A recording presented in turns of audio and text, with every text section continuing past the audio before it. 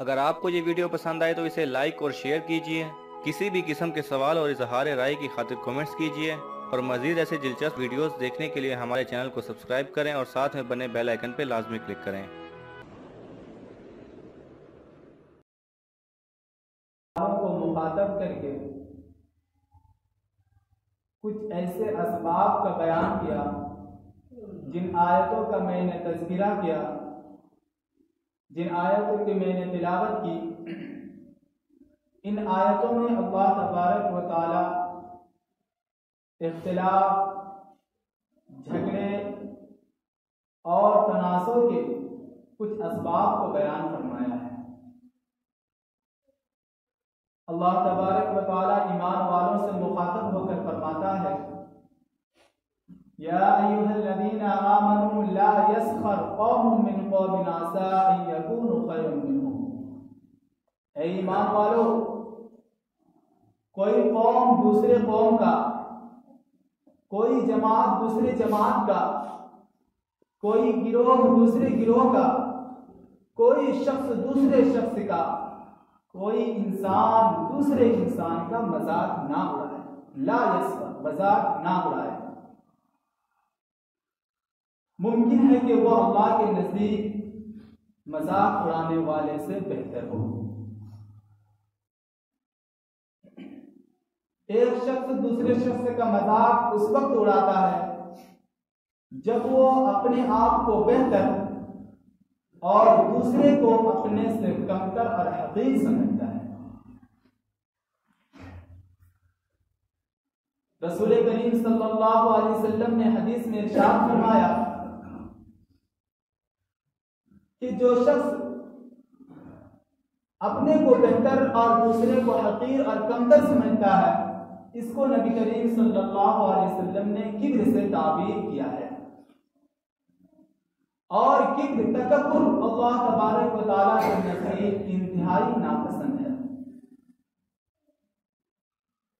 حضرت اشرف علی تھانوی رحمۃ اللہ علیہ اپنے ترجمہ قرآن پاک میں تمسخر کی تعریف کرتے ہوئے، مذاق اڑانا، تمسخر، اس کی تعریف کرتے ہوئے فرماتے ہیں کہ ایسی ہنسی جس کے ذریعے لوگوں کے دل کو رنج پہنچے، دوسرے کے دل کو رنج پہنچے، تکلیف پہنچے، اسے تمسخر کہا جاتا ہے۔ یعنی کہ کوئی شخص دوسرے شخص کا مذاق نہ اڑائے، اسے بدنام کرنے کے لیے، اس کے اس برے سوچ کی وجہ سے۔ آگے اللہ تبارک و تعالی ارشاد فرماتا ہے، وَلَا تَلْمِزُوا، اور کوئی دوسرے کا عیب نہ نکالے، ایک دوسرے کو تانا زنی نہ کرے، دوسرے کو تانا نہ دے کہ فلاں تو فلاں خاندان کا لڑکا ہے، تو فلاں گھرانے کا ہے، تو ایسا ہے ایسا ہے، تیری ماں ایسی ہے ویسی ہے۔ یہ ساری چیزیں عیب جوئی میں آتی ہے۔ تلمزون، ولا تلمزون میں آتا ہے کہ کوئی شخص دوسرے شخص کے عیب جوئی نہ کرے، تانا نہ کرے۔ آگے اللہ تبارک و تعالی ارشاد فرماتا ہے، ولا تنابزوا بالالقاب، برے لقبوں سے دوسرے کو نہ پکارو، برے لقبوں سے دوسرے کو نہ پکارو۔ اپنے آپ کو بڑا سمجھنا اور تمسخر، مذاق اڑانا اور عیبجوئی کرنا اور برے لقب سے پکارنا، یہ تین چیزوں کی ممانعت اللہ تبارک و تعالی نے اس آیت مبارکہ میں فرمائی ہے۔ برے لقبوں سے پکارنا، مثلا کوئی شخص، ایک شخص پہلے کافر تھا، اب وہ ایمان لے آیا ہے، مسلمان مومن والا ہو گیا ہے، اب اس کے بعد اسے کہا جاتا ہے اے کافر، اس طرح کے الفاظ سے پکارنا۔ اور یا پھر کوئی زانی تھا، کوئی جواری تھا، کوئی شرابی تھا، یا کوئی بے حیا اور دوسرے گناہ کے کام میں لگا ہوا تھا، اللہ تبارک و تعالیٰ نے اسے توبہ کی توفیق عطا فرمائی اور وہ توبہ کر لیتا ہے، اب اس کے بعد اسے شرابی کہہ کر پکارنا، جواری کہہ کر پکارنا اور اسی طرح برے الفاظ سے پکارنا، یہ ولا تنابزوا بالالقاب میں داخل ہے۔ اور یہ بھی داخل ہے کہ ایک شخص کا بھلا نام ہے، اچھا نام ہے، اس نام کو بگاڑ کر اسے پکارا جائے، اچھا خاصا نام کو بگاڑ کر پکارا جائے جس کے ذریعے اس کے دل کو تکلیف پہنچتا ہو، اس طرح کے الفاظ سے اس کو پکارنا، یہ لقب، اس طرح کا القاب دینا، یہ لقب اللہ تبارک و تعالیٰ نے اس طرح کے الفاظ سے ممانعت فرمایا ہے، روکا۔ بئس الاسم الفسوق بعد الایمان، ایمان لانے کے بعد برا نام فسق کے نام ہی کیا کتنا ہی برا ہے، فسق کے نام، گناہ کے نام کتنا ہی برا ہے۔ وَمَن لَّمْ يَتُبْ فَأُولَٰئِكَ هُمُ الظَّالِمُونَ۔ اب اللہ تبارک و تعالیٰ آگے ارشاد فرماتا ہے، جب تمہیں ان باتوں کا پتہ چل گیا، جب ہماری آیت تم پر پہنچ گئی، جب ہمارا احکام تم کو معلوم ہو چکا کہ کوئی شخص دوسرے شخص کا مذاق نہ اڑائے، کسی کا عیب چوری نہ کرے، کسی کو برے لقب سے نہ پکارے، اب تمہارے پاس ان آیتوں کا علم پہنچ چکا ہے۔ اللہ تبارک و تعالیٰ آگے ارشاد فرماتے ہیں، اور جو شخص ان گناہوں کو نہ چھوڑے اور ان چیزوں سے توبہ نہ کرے، وَمَن لَّمْ يَتُبْ، جو شخص توبہ نہ کرے، فَأُولَٰئِكَ هُمُ الظَّالِمُونَ، تو یہی لوگ ظالم ہیں، اپنے آپ پر ظلم کرنے والے ہیں، اپنے آپ پر ظلم کرنے والے ہیں، یعنی گناہ کر کر اپنے جسم کو جہنم کا ایندھن بنانے والے ہیں، اپنے جسم کو جہنم میں جلانے والے ہیں۔ وَمَن لَّمْ يَتُبْ فَأُولَٰئِكَ هُمُ الظَّالِمُونَ، اور جو لوگ توبہ نہیں کیے ہیں یہی لوگ ظالم ہیں۔ آگے اللہ تبارک و تعالی ارشاد فرماتا ہے، یا ایھا الذین آمنوا اجتنبوا کثیرا من الظن، اے ایمان والو اپنے دل میں بہت سارے خیالات، بہت سارے سوچ لانے سے بچو، بہت سارے بدگمانیاں کرنے سے بچو، اس لیے کہ بعض بدگمان گناہ ہے۔ ان بعض الظن اسم، بعض گمان گناہ ہے۔ اے ایمان والو برے خیالات سے اپنے دل کو بچا لو، اس لیے کہ بعض خیالات گناہ ہے۔ مثال کے طور پر کسی شخص کے بارے میں یہ سوچ لینا کہ فلاں نے یہ کام کیا ہوگا، فلاں وہاں گیا ہوگا، فلاں نے ایسی بات کہی ہوگی، حالانکہ وہ اس سے بری ہے، وہ ایسی بات اس نے نہیں کی ہے، تو یہ گمان کرنا، یہ بدگمانی اس کے بارے میں سوچ لینا، یہ بری بات ہے۔ اللہ تبارک و تعالیٰ نے اس سے ممانعت فرمائی۔ حضور پاک صلی اللہ علیہ وسلم نے ارشاد فرمایا، ظنوا بالمؤمنین خیرا، مومنوں سے بھلائی گمان کریں، مومنوں سے بھلائی کا گمان رکھا ہے۔ حضور پاک صلی اللہ علیہ وسلم صحابہ رضوان اللہ علیہم اجمعین کو حضرت عیسیٰ علیہ السلام کا واقعہ سنا رہے تھے کہ ایک مرتبہ حضرت عیسیٰ علیہ السلام کہیں جا رہے تھے، راستے میں دیکھا کہ ایک شخص دوسرے شخص کا سامان لے رہا ہے، دوسرے شخص کا سامان چرا رہا ہے۔ حضرت عیسیٰ علیہ السلام نے جب اسے دیکھا، وہ وہاں سے جانے لگا، تو حضرت عیسیٰ علیہ السلام نے اسے روکا اور کہا کہ اے شخص، تو کیوں فلاں کا سامان لیتا ہے، تو کیوں چوری کرتا ہے؟ تو اس شخص نے کہا کہ اللہ کی قسم ہم نے چوری نہیں کی۔ اس شخص نے کہا اللہ کی قسم ہم نے چوری نہیں کی۔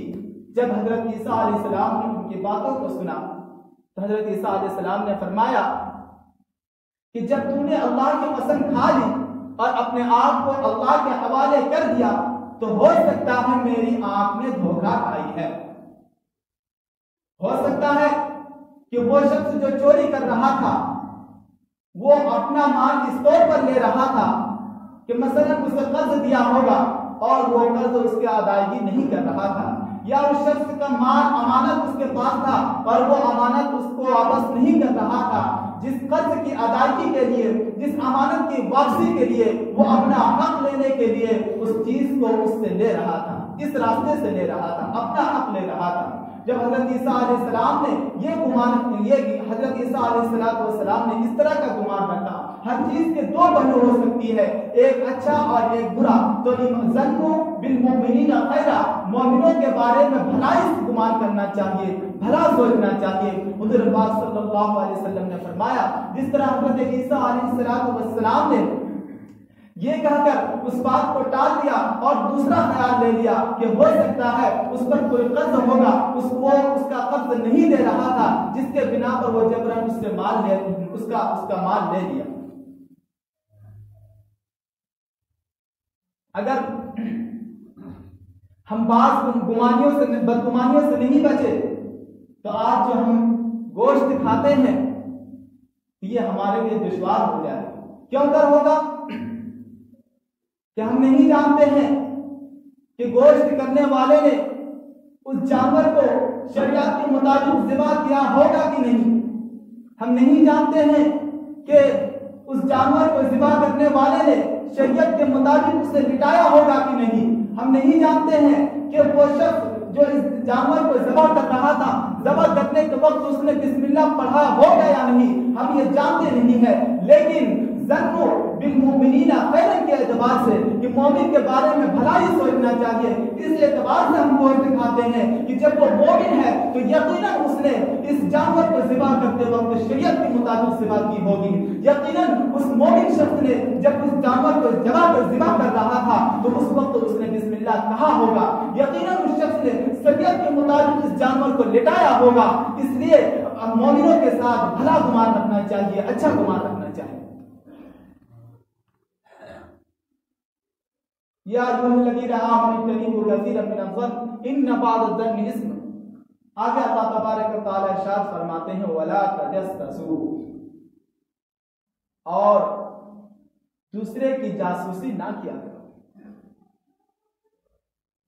اس کام میں نہ لگو کہ فلاں شخص کیا کر رہا ہے, فلاں بھلا شخص ہے, اب اس کے پیچھے پڑے ہوئے ہیں, کہیں اس کی کوئی فالٹ نظر آ جائے, کہیں اس کا کوئی عیب نظر آ جائے, تاکہ ہم اس عیب کو لوگوں کے سامنے چرچا کریں, لوگوں کے سامنے اس عیب کو بیان کر کے اسے بدنام کرنے میں لگے رہیں. ولا تجسسوا, تم جاسوسی نہ کیا کرو, کسی شخص کا جاسوسی نہ کیا کرو.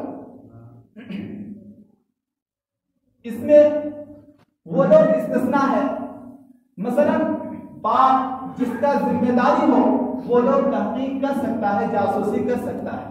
مثلا باپ ہے تو آپ اس کے ذمے میں ہے کہ بیٹا کیا کر رہا ہے کیا نہیں کر رہا ہے, اس کی دیکھ بھال کرے, اس کی تحقیق کرے. بیٹا کیا بیڑی پی رہا ہے یا سگریٹ پی رہا ہے یا جوا کر رہا ہے یا کیا کیا افعال کر رہا ہے, اس چیز کی تحقیق کرنا باپ کے ذمے میں آتا ہے. اس میں ولا تجسس جاسوسی میں نہیں آتا ہے.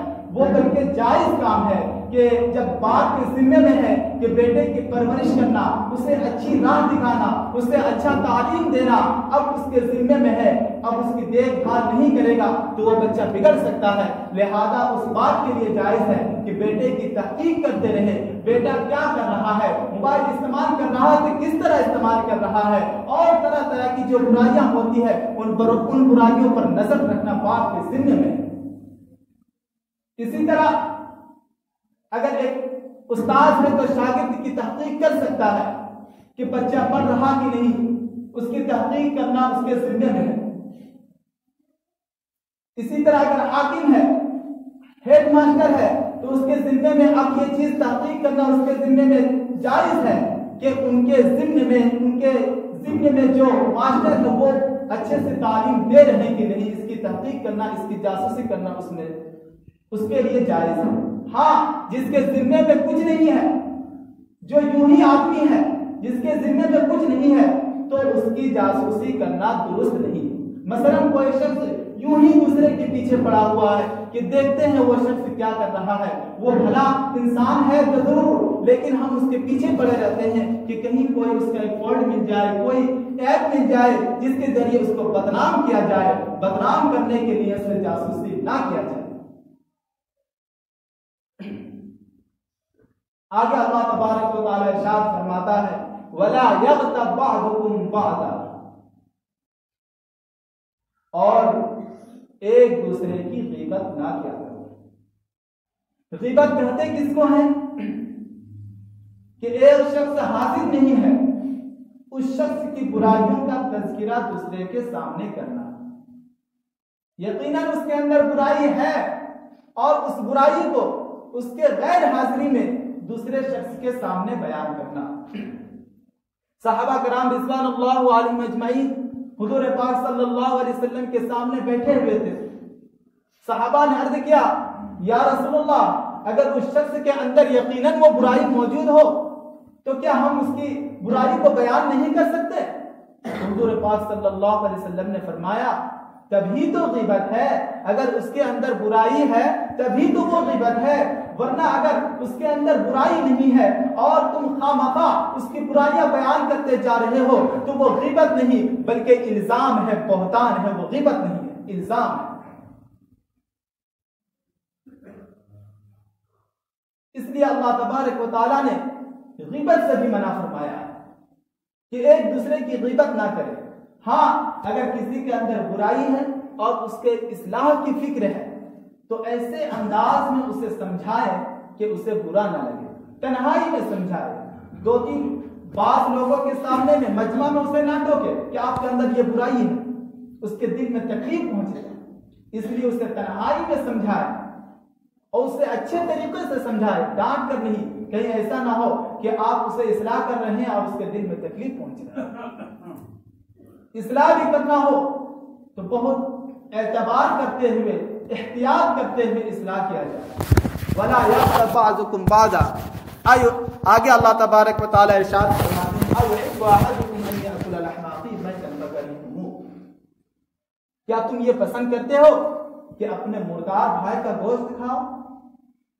یہ غیبت کرنا اس کو مردار بھائی کے گوشت کھانے سے متشابہ دیا ہے کہ جو غیبت کرتا ہے وہ اپنے مردار بھائی کا گوشت کھاتا ہے. تو ہم تو انسان کا گوشت کھانے سے گھن محسوس کرتے ہیں. تم تو اس طریقے سے یعنی کہ گوشت انسان کا گوشت کھانے سے گھن محسوس کرتے ہو تو غیبت سے تم کیوں نہیں بچتے؟ آگے اللہ تبارک و تعالیٰ ارشاد فرماتا ہے ان اللہ هو التواب الرحیم. بے شک اللہ تبارک و تعالیٰ اگر ہو سکتا ہے آپ ہم میں یہ غلطی ہو تو اللہ تبارک و تعالیٰ ارشاد فرماتا ہے ان اللہ هو التواب الرحیم. بے شک اللہ تبارک و تعالیٰ توبہ کو قبول کرنے والا اور رحم کرنے والا ہے. ان آیتوں میں اللہ تبارک و تعالیٰ نے آپس میں اختلافات سے بچنے کے لیے، آپس میں جھگڑا اور تنازع سے بچنے کے لیے کتنے باریکی اسباب بیان کیے ہیں. آگے اللہ تبارک و تعالیٰ ارشاد فرماتا ہے یا ایھا الناس انا خلقناکم من ذکر و انثی وجعلناکم شعوبا وقبائل لتعارفوا ان اکرمکم عند اللہ اتقاکم. اے لوگوں، بے شک ہم نے تمہیں پیدا کیا ایک مذکر اور مؤنث سے، یعنی آدم اور حوا علیہ السلام سے. تم ایک انسان کی اولاد ہو. وجعلنا شعوبا، اور ہم نے تمہارے درمیان قبائل اور خاندان اس لیے بنائے تاکہ تم اپنے آپ کی پہچان کر سکو. اس لیے نہیں کہ ایک خاندان کو بدنام کیا کرو، دوسرے خاندان اپنے آپ کو بڑا سمجھا کرو اور دوسرے کو بدنام کیا کرو. لتعارفوا، تاکہ تم اپنے آپ کو پہچان کرا سکو. ان اکرمکم عند اللہ اتقاکم، بے شک اللہ کے نزدیک وہی بہتر ہے. اللہ کے نزدیک سب سے بہتر وہ شخص ہے، اللہ کے نزدیک سب سے مکرم وہ شخص ہے اتقاکم، جو تقوی میں زیادہ بڑھا ہوا، جو پرہیزگاری میں زیادہ بڑھا ہوا. ان اللہ علیم خبیر، بے شک اللہ تبارک و تعالی جاننے والا ہے اور باخبر ہے کہ کون شخص اللہ کے نزدیک ایمان اور اعمال کے اعتبار سے بڑھا ہوا ہے. اس بات کو اللہ تبارک و تعالی بہتر جاننے والا ہے اور باخبر ہے. لہذا ہمیں ان باتوں پر عمل کرنے کی ضرورت ہے. اللہ تبارک و تعالیٰ سے دعا ہے کہ اللہ تبارک و تعالیٰ ہمیں ان باتوں کو سمجھنے کی توفیق عطا فرمائے اور اس کو اپنے زندگی کے اعمال میں لانے کی توفیق عطا فرمائے. آمین. وآخر دعوانا الحمدللہ.